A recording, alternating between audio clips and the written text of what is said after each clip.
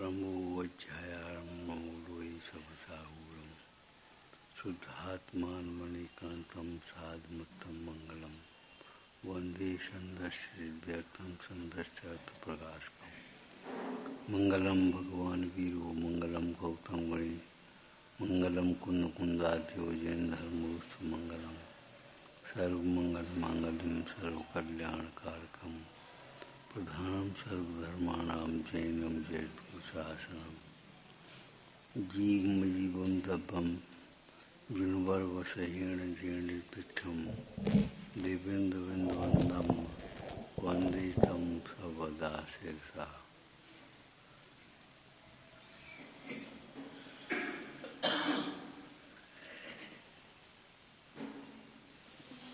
जिस जीव का ज्ञान श्रद्धान भावना आचरण मंगल का कारण है, समस्त पापों का नाश करने वाला है, अनंत सुखों को देने वाला है, वह जीव कैसा है? जीव पहले कहते जीव जीव है, जीवो और फिर उपयोगमो। उपयोगमो माने उपयोगमय, अमृत कत्ता सदेह परिमाणो, यहाँ तक चर्चा भूता संसारथो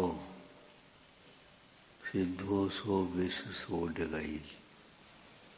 वह जीव अभी का प्रसंग क्या है? भोक्ता है। हम अकर्ता और अभोक्ता तो पढ़ते रहे, लेकिन यहाँ नेमचंद सिद्धांति जीव भोक्ता है ये कथन कर रहे हैं। उस भोक्ता कथन का अभिप्राय क्या है? अनादिकाल से दुखों को भोगता हुआ दुखी हैरान हो रहा है, भ्रम रहा है, उस दुख का अभाव होकर के सुख का भोक्ता बने। तात्पर्य क्या है? सुख का भोक्ता बनने के लिए तुझे बना रहे पात्र, सुख का भोक्ता बन। जैसे कोई कड़वी निवोरी खा रहा हो, उसको आम दिखावे, बोले ये निवोरी छोड़ दे, मत तो क्या भूखे रहे? कि नहीं भैया, निवोरी छुड़ा रहे तो ये उत्तम आम दे रहे। भोक्ता भोग्य अभेद होता है परमार्थ से। व्यवहार से देखा जाए तो ये जीव कर्म फलों का भोक्ता कहा जाता है। पंचेंद्रिय के विषयों का भोक्ता कहा जाता है।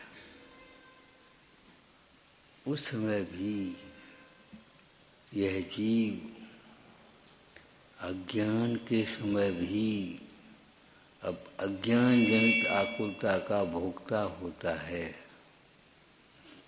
उस समय भी पर का भोक्ता नहीं है। भोगा न भोक्ता, क्या कहा? भोगा न भोक्ता।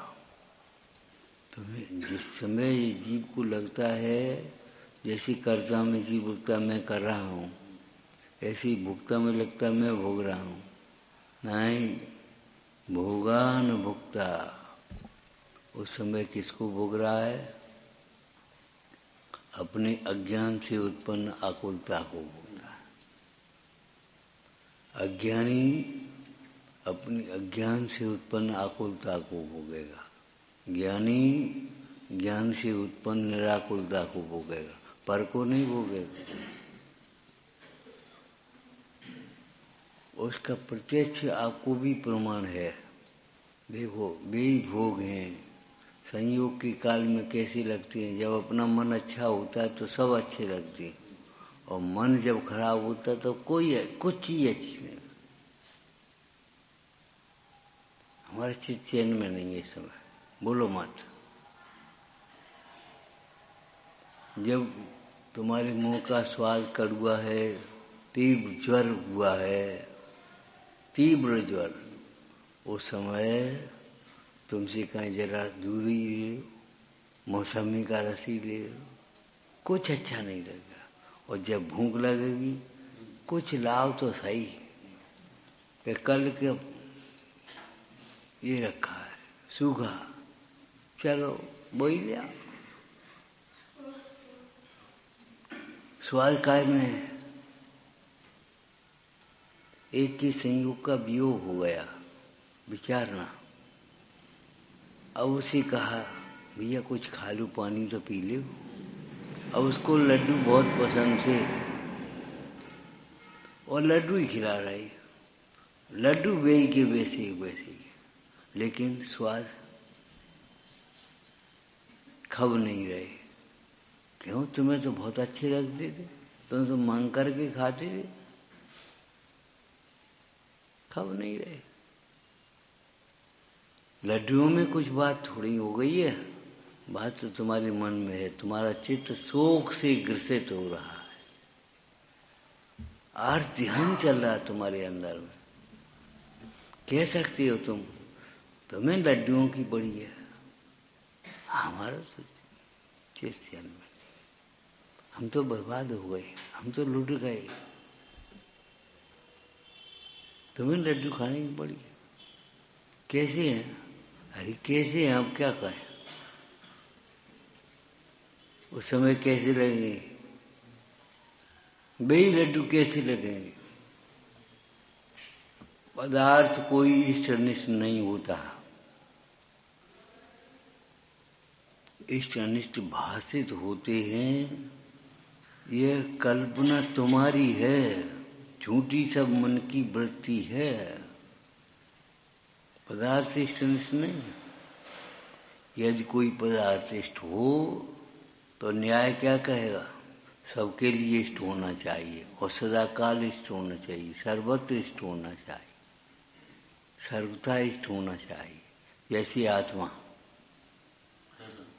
जैसी आत्मा सबको इष्ट है, सर्वत्र इष्ट, सदाकाल इष्ट है और सर्वथा इष्ट ही है। कभी किसी को कहीं किंचित भी अनिष्ट नहीं। आत्मा को समझने से किसी का अनिष्ट हुआ हो तो बता, कोई दुखी हुआ हो तो बोलो। आत्मा को समझे बिना अनंत जीवन दुखी हुए होंगे, लेकिन आत्मा को समझे तो पाप के उदय में भी दुखी नहीं होता।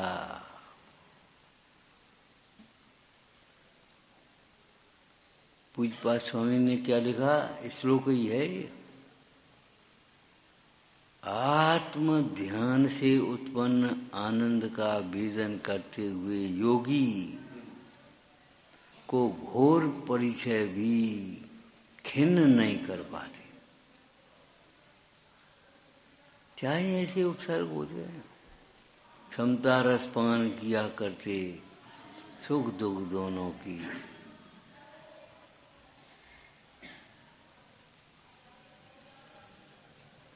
इसके वियोग के समय में सामने वाला रो रहा है, दुखी हो रहा है, और यहाँ आज रोने का क्या शोर है? मेरे हर्ष आनंद का जो है। अज्ञानी को मरण के नाम से दुख, और इसी मरण से भी दुख नहीं रहा है। जैसे मरण के समय जो छूटेगा वो शरीर तो हमने छूटा, वो पहले ही जान लिया है, और मरण होने पर भी मेरी आत्मा का तो कुछ अलग होगा नहीं, छूटेगा नहीं। याद है कि भूल गए? देखो भाई, मरण के प्रसंग में सब कुछ छूट जाएगा, परंतु वही छूटेगा जिसे हमने अपना मान लिया है, हुआ नहीं है। अपना कुछ नहीं छूटेगा। कहाँ छूटेगा अपना? एक भी गुण मरण के प्रसंग में कम नहीं होगा। अनंत गुणों का समूह अनंत गुणात्मक ही रहेगा। अनेकांत आत्मक आत्मा अनेकांतमय आत्मा ही रहेगा। ये नहीं ये गुण कम हो जाए।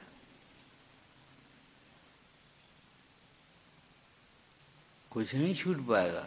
निज भाव को छोड़े नहीं, किंचित ग्रह पर भाव नहीं। ज्ञान है वह दिखे सब को, ज्ञानी करे चिंतन। ऐसा ज्ञानी चिंतन करते हैं। और हम दूसरी बात कह रहे हैं, बोलो, जो चिंतन ऐसा करते हैं वे ज्ञानी।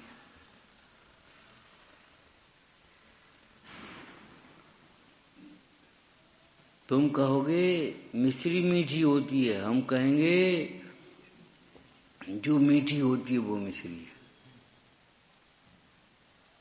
एक ही बात है। अरे एक बात तो एक ही है, लेकिन समझो तो सही।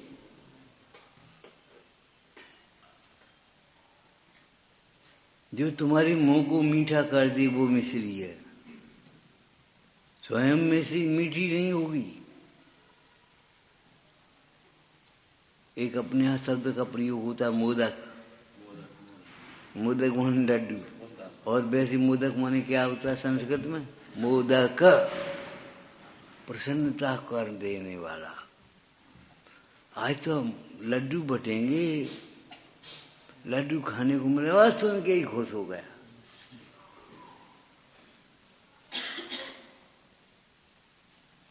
चार भावनाओं में प्रमोद भावना होती है।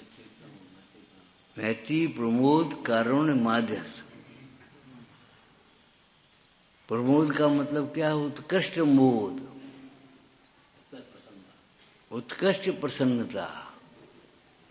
कैसी प्रसन्नता? सोइंद्र नाग नरेंद्र बा अहमिंद्र के नहीं।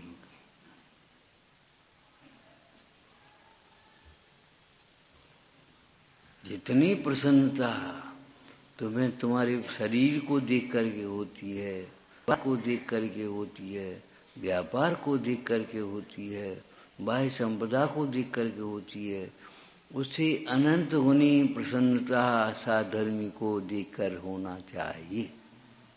तब तुम्हारा गृहित मिथ्यात्व मिलता है। ए भैया कब आएगा तुम?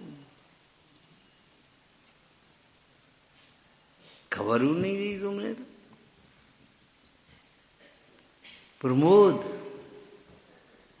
मुनिजनों को देख हृदय में मेरे हर्ष। बनावटीपन नहीं है, प्रदर्शन नहीं है, उमड़ आवे।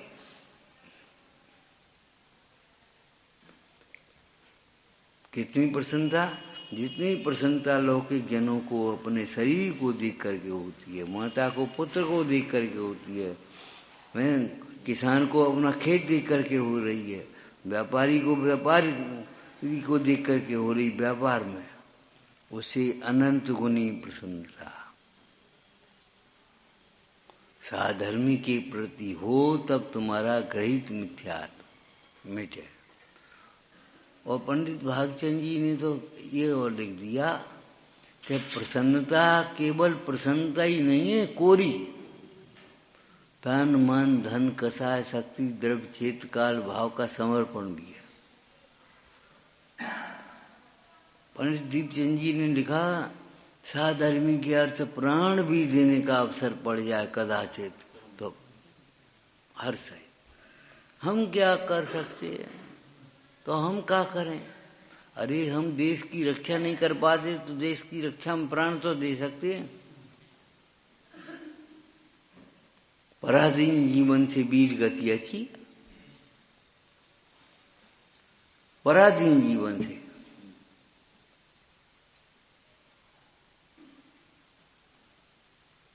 योगियों का जीवन तो स्वाधीन है, उनकी बात नहीं कर रहे, लेकिन लौकिक में पराधीन जीवन से वीर गति अच्छी है। और वीर लोग यही भाव निभाते हैं, कोई हाथ नहीं लगा पाए, मर जाएंगे हम।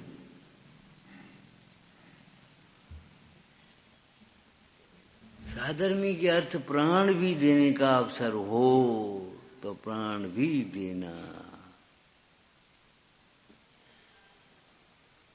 अभी तुम्हें ऐसा लगता है बहुत प्रमोद हो गया, हमें तो नहीं। देखो, बहुत की भी एक तुलना है। जितना तुम्हें बहुमान अपने परिवार के प्रति आता है, व्यापार के प्रति आता है, व्यवहार में आता है, मित्र को देख करके, संपदा को देख करके, उससे आनंद होना। और निष्काम,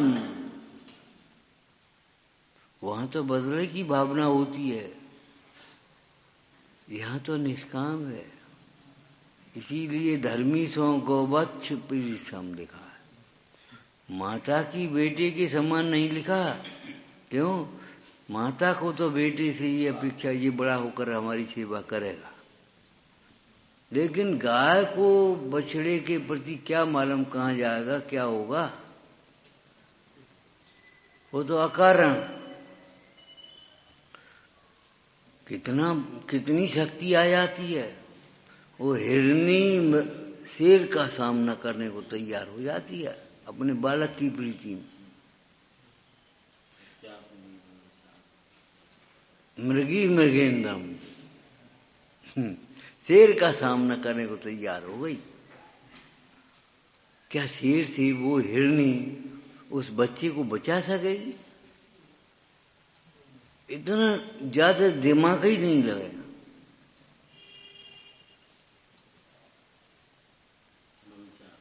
फल पर दृष्टि नहीं है। कर्म फल को भोगना हमारी मजबूरी नहीं, अज्ञानता है। भैया करे आए सो तो भोगना ही पड़ेगा। ऐसा कोई वैद्य भी नहीं कहता, तो हमारे विद्वान कैसे कहेंगे, आचार्य कैसे कहेंगे, गुरु कैसे कहेंगे कि तुम करे आए सो वो? वैद्य भी नहीं कहता।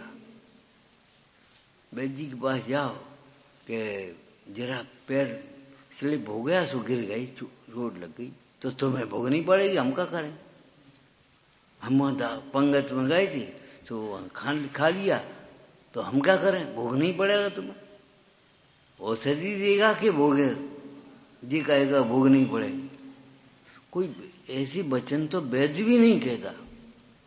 वैद्य भी यही कहेगा, भाई देखो तुम्हें खाना तो नहीं चाहिए, लेकिन अब खा लिया है तो फिर अब दवाई खाओ, और कुछ मत खाना,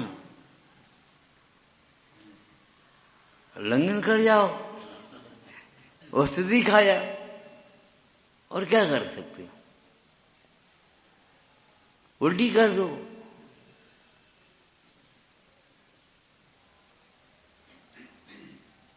ये चूर्ण ले जाओ, बेचक साफ हो जाएगा।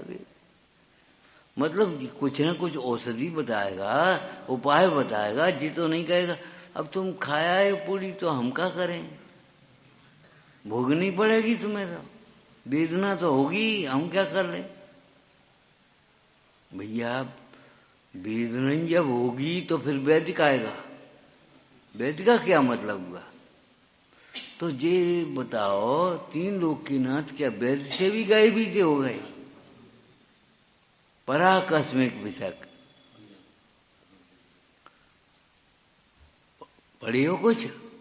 पराकस्मिक विषक, महामोहातंक पसमन पराकस्मिक विषक। हे प्रभु, आप मोह रूपी आतंक रोग के लिए उत्कृष्ट वैद्य हो।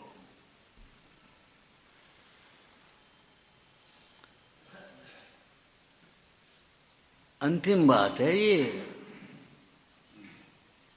अंत में वैद्य डॉक्टर भी कहेंगे भैया भगवान को नाम ले, और कुछ नहीं। हमने प्रयास करके देख लिया। तो अज्ञान दशा में अपने अज्ञानमय भाव को भोगता है या अज्ञानमय भाव की आकुलता को भोगता है? क्यों? वेदक भाव अभेद होना चाहिए। और ज्ञान दशा में ज्ञान की निराकुलता को भोगता है, ज्ञान के आनंद को भोगता है। पर का भोक्ता कोई होता ही नहीं। भोक्ता जीव भोगता है, नैवेक्षा है, पर का भी भोक्ता कहा जाता है। जी भोगने पर हैं, क्या कर रहे? कछु नहीं भैया, भोग रहे हैं, भोगत रहे।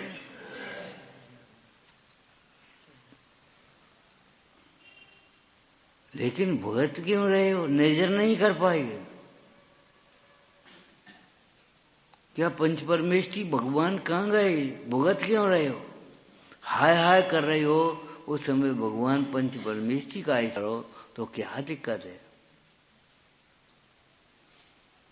इनने कही हमारे पैसा लाओ, हमें कुछ नहीं, लड़ने को तैयार हो गए, मारने को तैयार हो गए। ये सज्जन है, इनके पास पैसा ले, हम फैसले लेके दे, और क्या करें? भगवान पंच परमेष्ठी का स्मरण भी तुम पाप के उदय में नहीं कर पाओगे।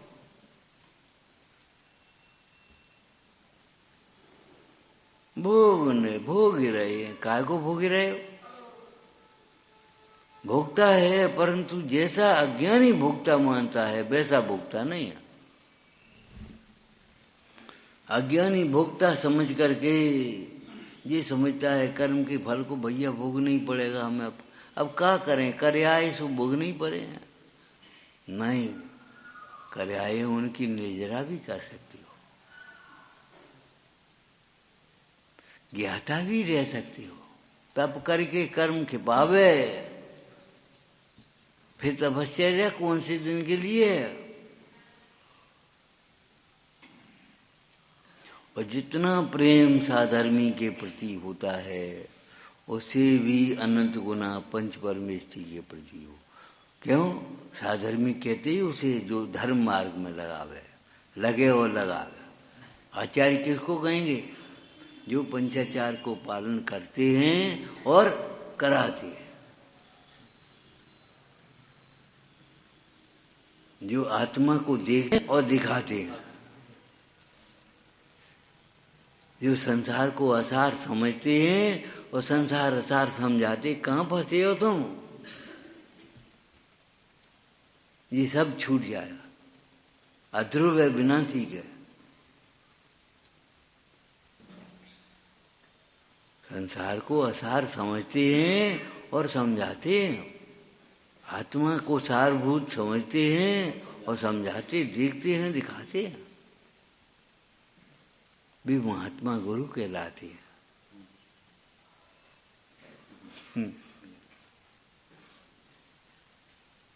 जितना प्रेम, जितना बहुमान तुम्हें साधर्मी जनों के प्रति है, उसे अनंत गुना बहुमान देव शास्त्र के प्रति।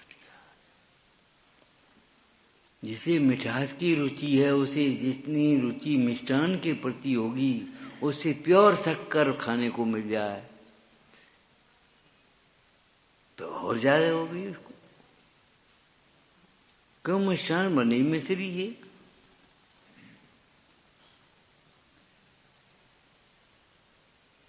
जब मिष्टान ही इतने मीठे तो मिश्री कैसी होगी?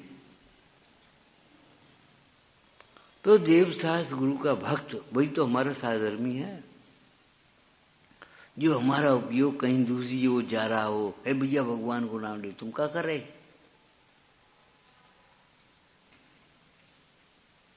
अच्छा जिनवाणी सुनो,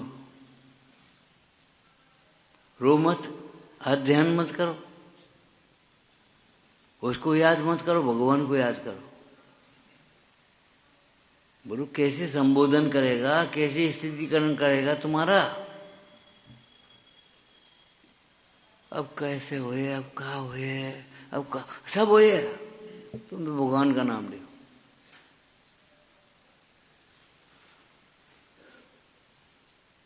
फेरा बोलते हैं ना अपने यहाँ, फेरा। फेरा माने क्या है? उपयोग का फेर देना, उसी का नाम फेरा है। जो उपयोग शोक के प्रसंग में लग रहा था, शोक रूप हो रहा था, वह उपयोग तुम्हारा भगवंत पंच परमेष्ठी की ओर लगे, निर्माणी की ओर लगे, तत्वों में लगे, शुद्धात्मा में लगे। फिर हो सुखी अपनो बल फेर के, तोड़ के राग विरोध को तांतो। इस राग विरोध की तांत को छोड़ करके सुखी हो जाओ। अपनो बल फेर गए, फेर ले अपना उपयोग। और कितना सरल काम है आपको बताया था। जिस समय ये जीव करवट भी नहीं बदल सकता, ऐसी अशक्त शरीर की अवस्था है, उस समय भी उपयोग को बदल करके धर्म ध्यान कर सकता है। बोलो, जिस करवट नहीं बदली जा रही और उपयोग बदल करके, और वो उपयोग, वो तो तुम्हें याद होगा उपयोग बदलने का दृष्टांत। राजा को दाह जल हुआ, रानियां चंदन घिसने लगी, चूड़ियों की आवाज हो रही है, बंद करो ये, खन खन खन खन खन खन खन। थोड़ी देर को रुक गई और फिर सोचने लगी, चंदन नहीं घिसा जाएगा तो आराम कैसे मिलेगा महाराज को।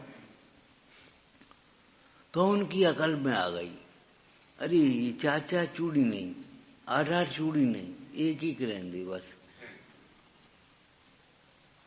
एक ही चूड़ी रह गई और चंदन घिसने लगा थोड़ी देर बाद। अब थोड़ी देर बाद वही बात हुई, राजा बोला क्यों भाई चंदन नहीं घिसा जा रहा है? कि महाराज घिस तो रहे, तो आवाज नहीं हो रही। कि चंदन भी घिसा जा रहा, आवाज भी नहीं हो रही।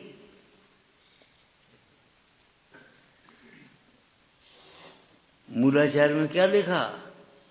बंद भी न हो तो हम क्या करें? कि यत्नाचार पूर्वक बोलो, यत्नाचार पूर्वक चलो, यत्नाचार पूर्वक करो, कार्य सबल ही करो यत्न से, तुम्हें बंद नहीं होगा।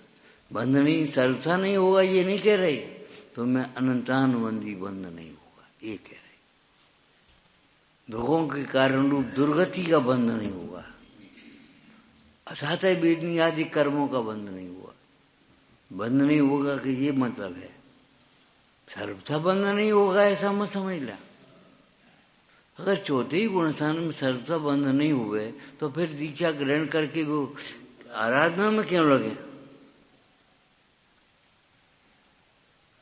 भरत जी घर में ही बैरागी थे, फिर दीक्षा लेकर के वहां क्यों गड़ी? अरे वो बैराग्य अलग है, ये बैराग्य अलग है।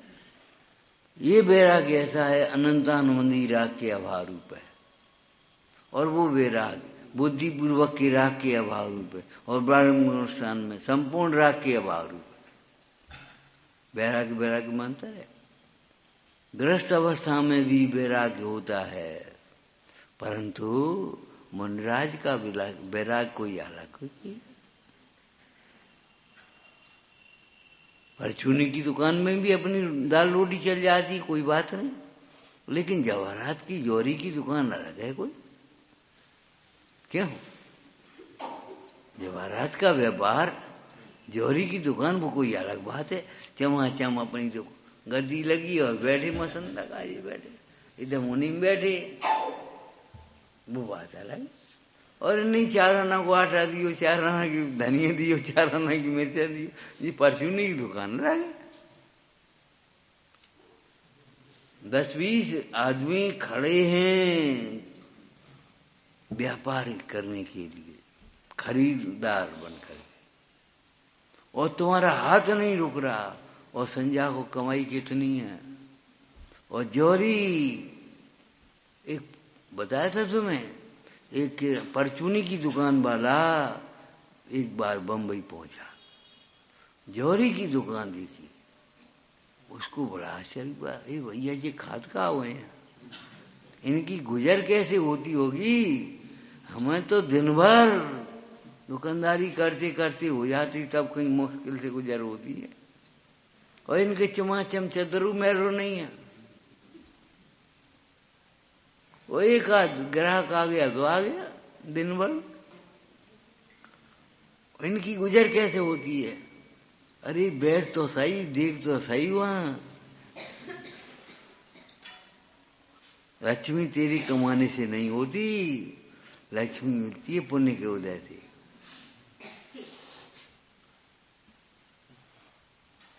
तेरी ये गुजर कैसे होती है? अभी तुझे आश्चर्य हो रहा है जरा भीतर देख ले, विश्व व्यापार के रहस्य को समझ जाए तो समझ में आ जाए। मुंडराज का प्रचुर संवेदन अलग बात है। ग्रस्त अवस्था में ससंवेदन होना अलग बात है, स्वसंवेदन, लेकिन क्वचित कदाचित हो जाता है। लेकिन मुंडराज का प्रचुर स्वसंवेदन अलग बात है।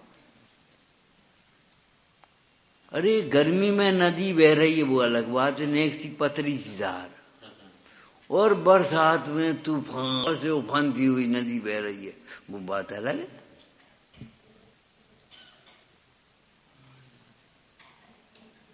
बरसाती नदी जो उफानती हुई बह रही है उसकी बात अलग है।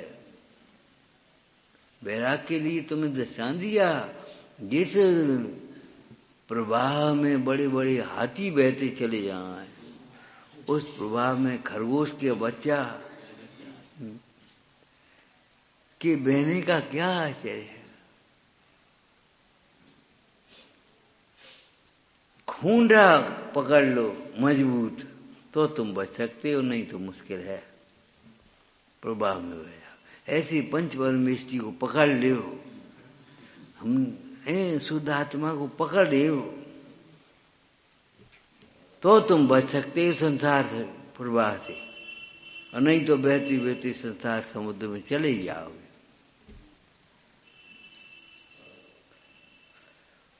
बड़े बड़े हाथी बह जाएं तो खरगोश के बच्चे का बहने का क्या आश्चर्य है।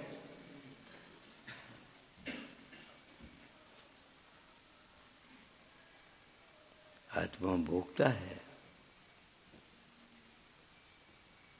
पर का भोगता कहा जाता उपचार है। उस समय भी अपने परिणाम को ही भोगता है। एक भोग दो प्रकार का है। एक चोर को चोरी करते समय ही आकुलता का विघन हो रहा है, और एक जब पकड़ा गया, पुलिस सिपाही ले गई और उसको डंडे मारती ले जा रही है और जेल में बंद कर दिया, वो अलग व्यवस्था है। तुम ये सोचोगे चोर को तभी सजा मिली है, लेकिन सजा तो उसी समय भी मिल रही है जिस समय वह चोरी कर रहा है। उसके भीतर को ऐसे देखो, चोरन के पुर, और तो गरीब की झोपड़ी मिल जाएंगी, मजदूर की झोपड़ी तो मिलेंगी, झुग्गी झोपड़ी वाले भी मिल जाएंगे। कहे भाई वो मजदूर कहाँ मिलेगा? अरे वो उसमें रहता है झोपड़ी में, मिल जाएगा। लेकिन चोरन के पुर ना, बस कोई चोर कॉलोनी है, कोई चोर का घर मिलेगा कहीं? रोटी खा रहे और पुलिस आएगी और पता नहीं हो ले रोटी का भगे, ने आहट मिली और भगे। भगते हर समय डर है कि नहीं, तो वो भोग अलग है, परिणाम होगा। और ये सजा मिलना, दुर्गति में जाना, वो अलग व्यवस्था है।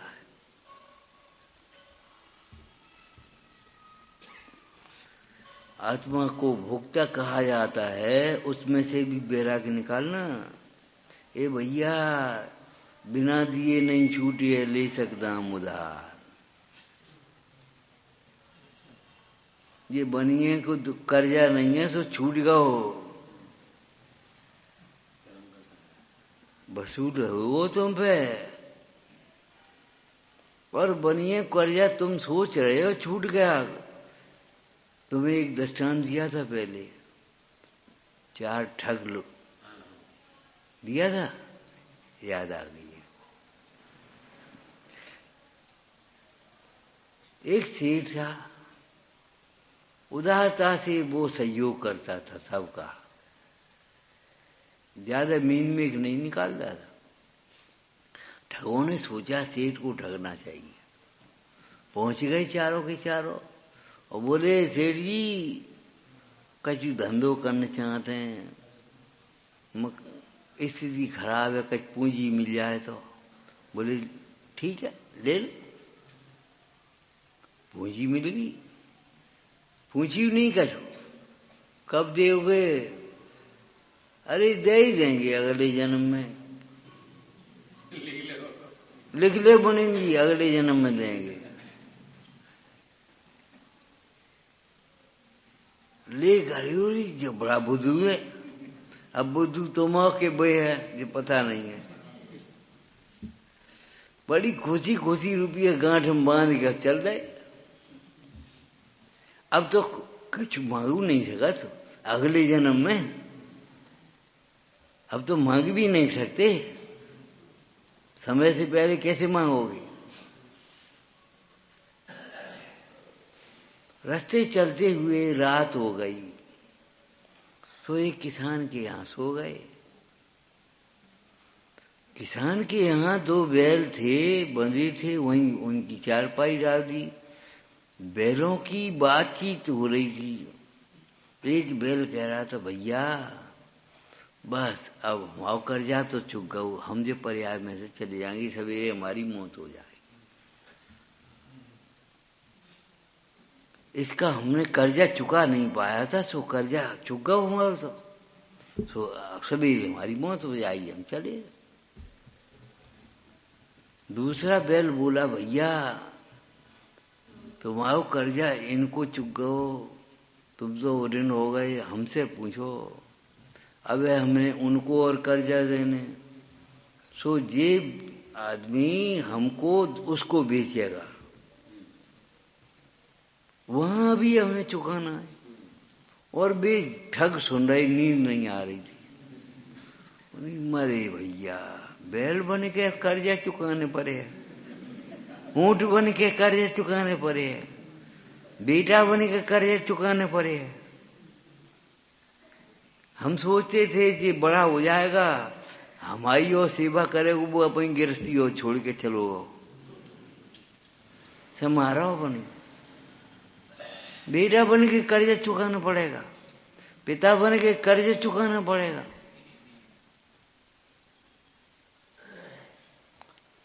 घबराहट के मारे परेशानी, उचक गई, खुल गई नींद। जैसे भव्य जीव की जिनवाणी सुनकर के नींद खुल जाती है। सोचिए अब क्या करेंगे। सेठ को ठगलाई, अब तो हम सोच रहे थे, अब हमें लगने लगी हम अपन ठग गए। बेचारे घर तो बाद में नहीं पहुंचे, लौट के सेठ जी के पास पहुंचे। सेठ जी अपन रुपया जमा कर ले। बोले, मुनि जी देखियो कब को है, क्या अगले जन्म। भैया अगले जन्म में लेंगे, अब नहीं ले पाएंगे हम, समय से पहले कैसे चल रहे, अगले जन्म में ही अब देंगे। अब बड़ी आफत हो गई। बेचारे लटका मुँह चले आ रहे, क्या करें समझ में नहीं आ रही। अगले जन्म में कहूँ बैल बनने पर, ऊंट बनने पर हो, क्या करेंगे जी, तो बड़ी आफत हो गई। चले चले आ रहे थे, एक साधु बाबा बैठे थे। आवाज दी, यहाँ क्या बात है, सुस्त के हो? ऐसी ऐसी घटना हो गई। बोले कोई बात नहीं, हो गई गई, अब चिंता काय कर रहे, उपाय तो सबका है। उपाय ज्ञानी पश्चाताप करता है, भूल गए। अज्ञानी पश्चाताप करता है, ज्ञानी प्रायश्चित लेकर के शुद्ध होता है।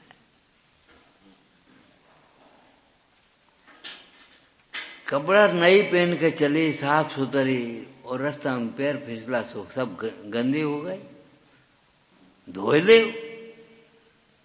अब रोने की क्या बात है इसमें, हो गए गंदे तो मां कहती है रो, धो ले बेटा, इसमें रोने की क्या बात है। खिलौना खराब टूट गयो, और शक्कर की खिलौना बिकती थी, टूट गए। माँ के पास पहुंचा, माँ वो टूट गया खिलौना, के खा ले, शक्कर ही तो है।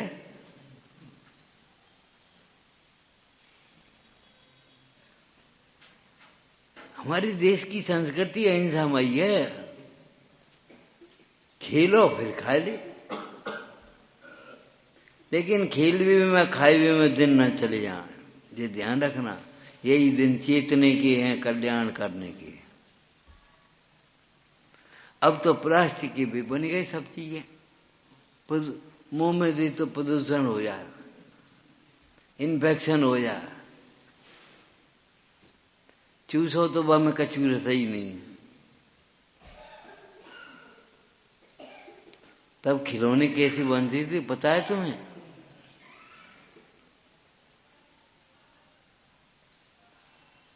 लकड़ियों के उसकी चूसो दे मुंह में चले जाए तो कुछ फर्क नहीं पड़ रहा। शक्कर के, मिट्टी के कमरे पुतते थे, उस पुताई होती थी, सफाई होती थी, उस समय सुगंधी आती थी। छोटे छोटे शैतान बच्चे तो चाटने लगते थे उसको। अरे अब बात हमें मालूम है, तुमने ही तो बदली, हम क्या करें। और अब बाकी बदबू नहीं निकलते पेंट की। और पेंटर कह रहा था कि ये खोल तो पेंट कच कच कहो तो कैंसर की संभावना हो जाए। इन बाल्टियों को पुताई करते करते, खोलते खोलते, बनाते बनाते कलर कहो तो कैंसर की संभावना हो जाए। बढ़िया लग रहा हो, बढ़िया लग रहा हो, बढ़िया है। ये तो तुम्हारा कोई मोह है जो तुम्हें बढ़िया नहीं है, सो बढ़िया लगता है। पंचेंद्रिय के विषय जिसको बढ़िया लगते हैं, सुखकारी लगते हैं, कोई मोह का कार्य है। ज्ञानी कहते हैं भैया हला है, बढ़िया तो भी है जिसका परिणाम बढ़िया हो। सिद्ध चक्र विधान में लिखा है भोक्ता निज आनंद वेदत खेद न हो, परिणाम विषय कछु भेद न हो। आत्मा अपने आनंद का भोक्ता है, शुद्ध नय से, स्वभाव से। कर्म फल का भोक्ता कहा गया व्यवहार से। वो भोक्ता इसलिए कहा गया कि तुम भैया भोगने पड़ेंगे, तुम करो मती।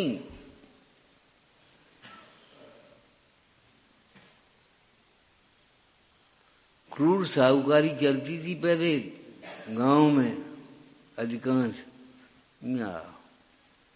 क्या बात है, उदास क्यों? मकान गिर, अरे तो पैसा ले जा, बनवा ले। देते समय बड़ी आसानी से दिया, और कहू के कछु लिखा के कछु बाबे दस्तखत करा ले। और जब और एक साल व 6 महीना बोले नहीं, और जब भी बढ़ गए दूने हो गए तब काहे कब दे रहो, और लड़ भी तैयार हो गए। तो नहीं तो मकान बेचो, खेत बेचो। ये होता था तमाशा। ये मिटे हैं अपने परिणामों से,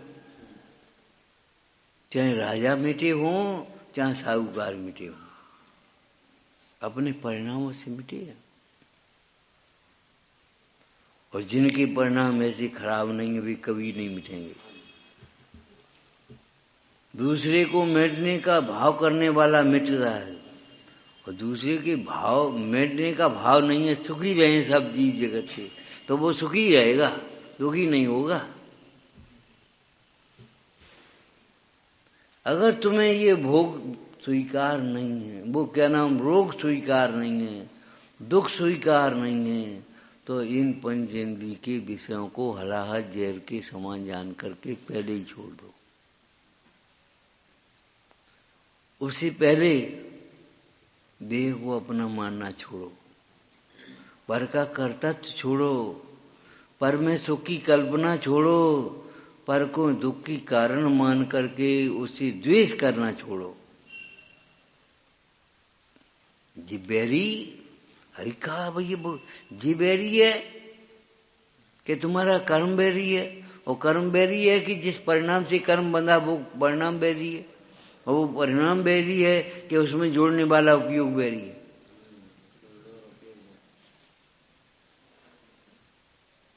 और हम कह रहे जी बैरी, ये बैरी द्वेष का परिणाम आ गया, क्रोध का परिणाम आ गया। ये द्वेष का परिणाम, क्रोध का परिणाम, यही तुम्हारा बैरी है। और ये परिणाम जैसे अज्ञान से मिटता है, होता है, उससे बड़ा बैरी कौन होगा तुम्हारा। न सम्यक तो समम किंचित प्रकाले त्रिजगतपि श्रेयो श्रेयस मिथ्यात्व समम नान्यत तनोवृता। शरीर के धारण करने वाले जीवों के लिए कहा, माने संसारी जीवों के लिए कहा, मिथ्यात्व के समान कोई बैरी नहीं है और सम्यक्त के समान कोई मित्र नहीं।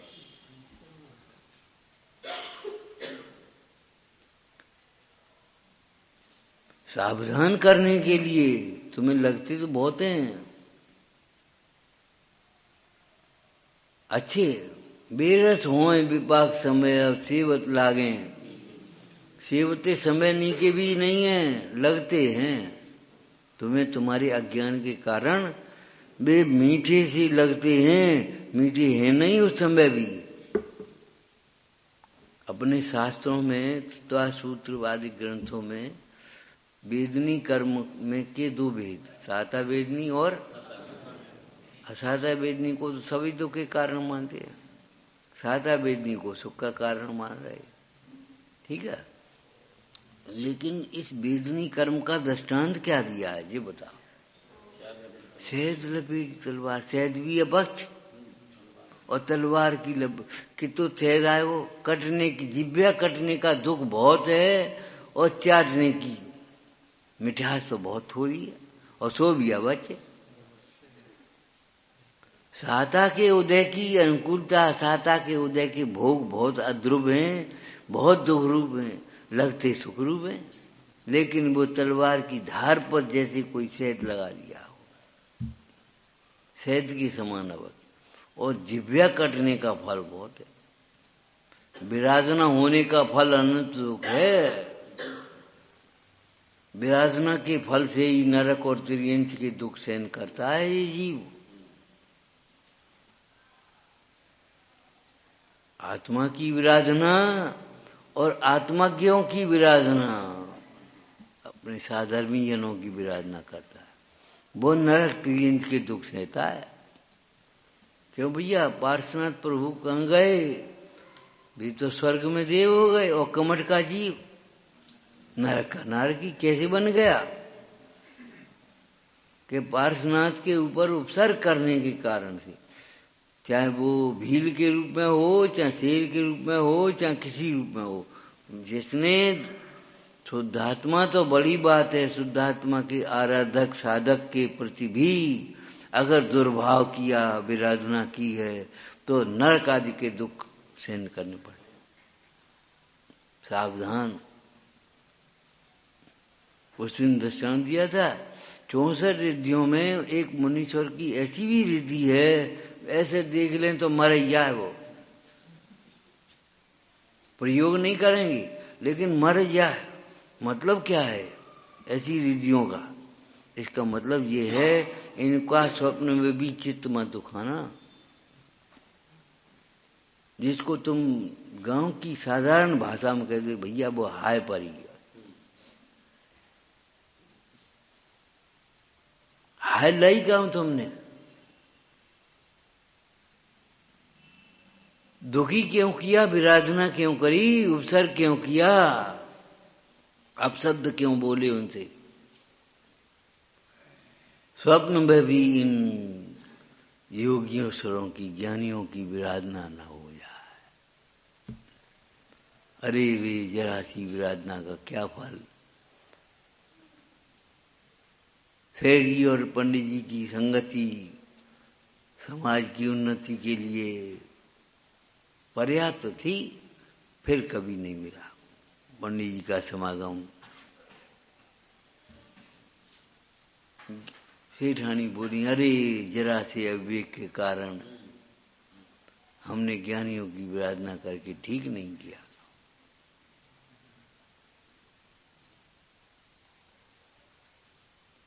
आत्मा भोगता है, पर का भी भोक्ता कहा जाता है असद्भुत व्यवहार से, लेकिन पर का भोक्ता कहा जाए तो भी भोग छुड़ाने के लिए। कही थी आपको सम्यसार जी में, समर्थ आश्रम तत्व की का अधिकार भी आश्रम से भिन्न आत्मा को बताकर आत्मा के आश्रय से आश्रय छुड़ाने के लिए है। समर का ज्ञान समर प्रकट करने के लिए।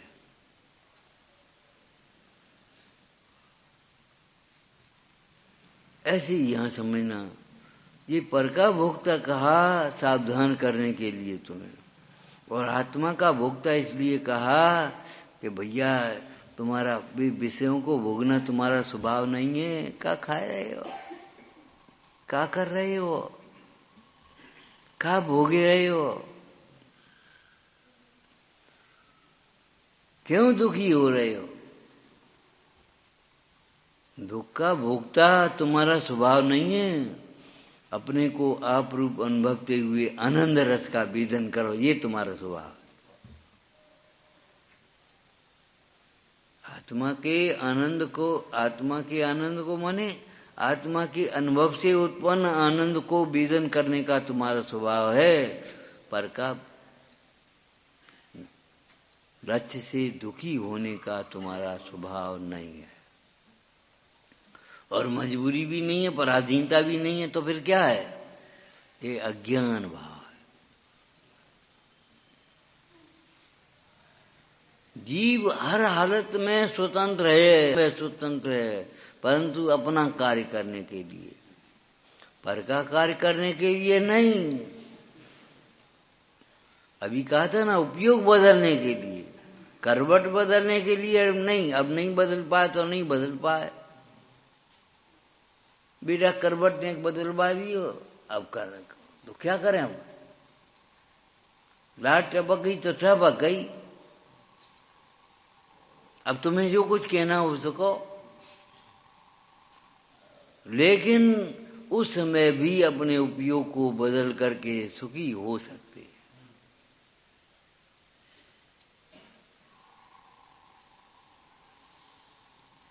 कोई तुम्हारी पराधीनता नहीं है कि तुम्हें दुखी होना ही पड़ेगा।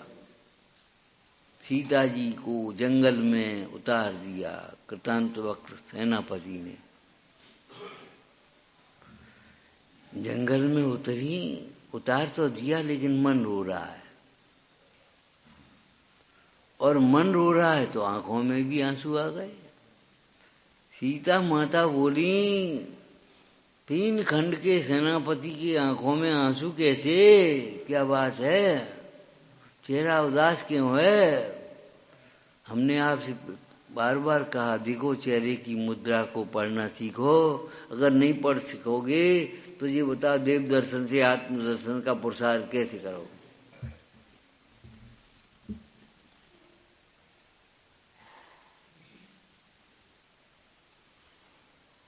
नाइन्थ क्लास में पढ़ते थे, हमारी माँ साहब बोले, इधर आओ, क्या बात है, आज सुस्त क्यों हो? रोटी नहीं खाया है? अब चुप, बताओ भैया, क्या बात का है, क्या तकलीफ है?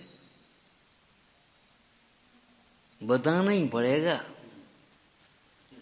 मतलब गुरु का काम शिक्षा देने का ही नहीं है, वात्सल्य देने का भी है।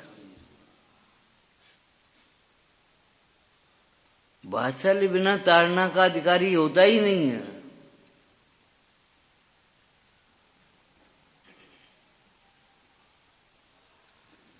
बोली बताओ तो।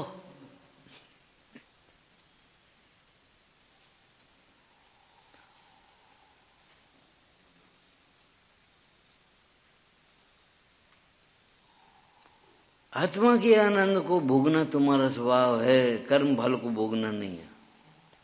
ये तो मजबूरी नहीं, अज्ञानता है तुम्हारी।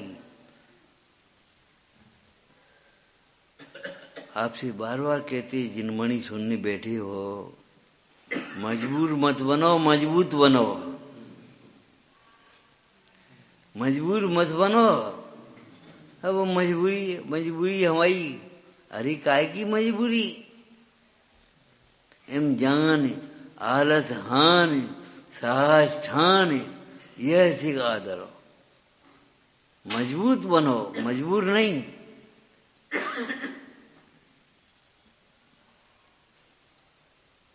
तुमसे तो जिनने कह दी सो तुम्हारा मन खराब होगा उन्हें, और जाने कह दी कि नहीं कह दी, सामान्य रूप से कह दी तो ही तुम्हारा मन खराब है। और मुंडाजों के ऊपर तो उपसर्ग भी हुए और तो भी मन खराब नहीं किया।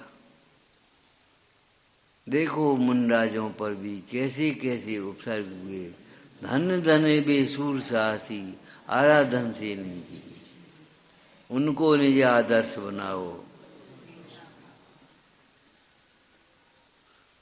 वो हमारा मन खराब होगा बिन्ने ऐसे कह दी। अरे कौन से कह दी, किन से कह दी, क्या कह दी? जिससे कहा वो तुम नहीं हो और जिसने कहा वो नहीं है। अमूर्तिक प्रदेशों के पुंज हो, तुम किस दृष्टि से देख रहे हो? ये दृष्टि ही खोटी है, तुम्हारी कल्पना ही खोटी है।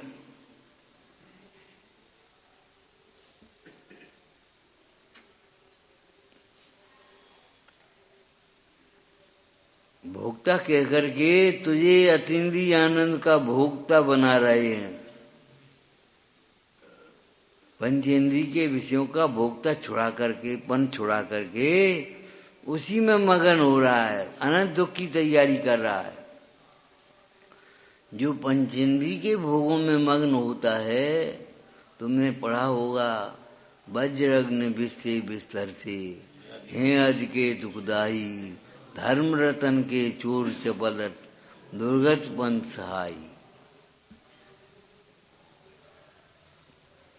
वो अनंत दुखों का को निमंत्रण दे रहा है, निमंत्रण बुला रहा है उन कर्मों को जिसे अनंत दुख होगा। जब तुझसे इतना दुख सहन नहीं होता तो इतनी दुख की तैयारी क्यों कर रहा है? यहां तो जरा सी बात किसी की सहन नहीं कर रहा और वहां त्रियंच गति में नाक में नकेल डाल दी गई तो भी सहन कर रहा है। और ऐसे खेचो दी, वो चाबुक में की लगा दी उसने और वो मारी वहीं पे जहां घाव है। हे भगवान, निर्दयी पुरुषों का नाम भी लेना अच्छा नहीं। दया से शून्य जीवों की संगति करना भी अच्छा नहीं। हाँ, उनका भोजन तो वो तो बात की बात है। हम कह रहे दया शून्य की संगति भी अच्छी नहीं है। रहे सदा सत्संग उन्हीं का, ध्यान उन्हीं का नित्य रहे, उन्हीं जैसी चर्या में यह चित्त सदा अनुरक्त है। जो परम अहिंसा के धारक हैं उनका सत्संग करने की भावना भाई है।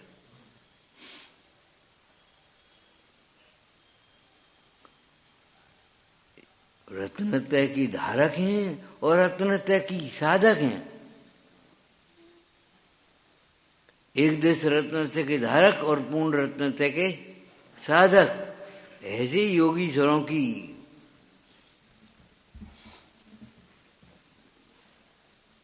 आत्मा अभोक्ता,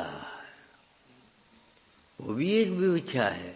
अभोक्ता माने विकल्प करके भोगेगा ऐसा नहीं है, उस भोगते समय आत्मा को विकल्प करेगा ऐसा नहीं है। तुम विकल्पों की आकुलता को क्यों भोगते हो? निर्विकल्प आनंद को क्यों नहीं भोगते?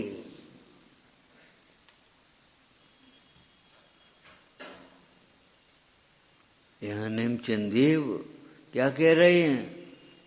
आत्मा भोगता है, होता।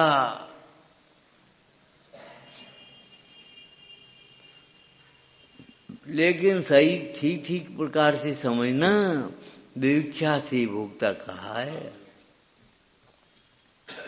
हे भैया जी भोगने पड़ेंगे, और काय को भोगने पड़ेंगे? निर्जरा क्यों नहीं कर सकते?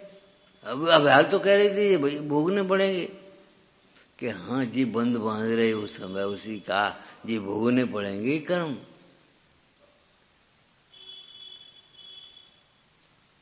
और इनका उदय आ गया सुई भोगने पड़ेंगे। काय को भोगने पड़ेंगे? उनकी निजरा भी कर सकते हम।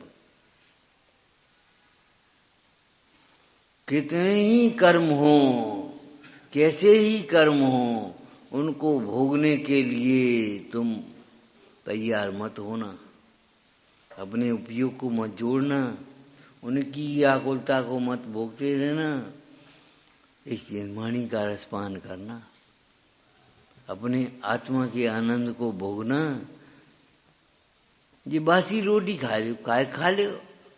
जब अपने चौकी में तैयार गरम बढ़िया मिष्ठान बनी है तो दिबासी रोटी का खा ले। अपने स्वचतुष्टय में देखो अतीन्द्रिय आनंद का झरना झर रहा है। हम इस पंचेंद्रिय की भोगों को क्यों भोगें?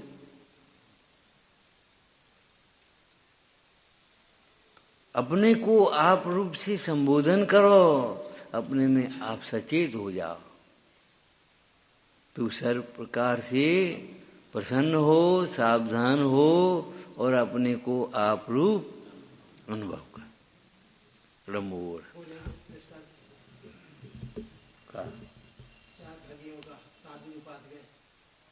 हो तो गो